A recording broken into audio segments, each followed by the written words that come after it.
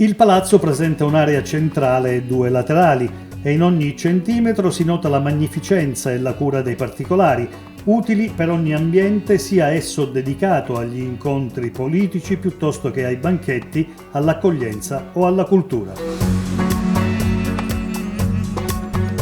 Come ogni cosa negli Emirati Arabi, anche qui ci sono varie motivazioni su ogni scelta, nulla è lasciato al caso, così come nelle tonalità interne, il giallo, che rappresenta la sabbia del deserto, il bianco, simbolo di pace, il blu, che riporta alle acque del Golfo Persico.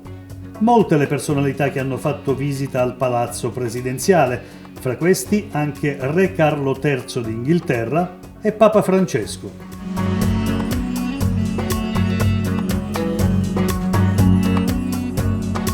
Gli interni ti accolgono con grandi lampadari di cristallo, archi, cupole, vetrate colorate e tipiche arcate islamiche, e nella grande sala centrale svetta una delle più grandi cupole al mondo, con i suoi 37 metri di diametro.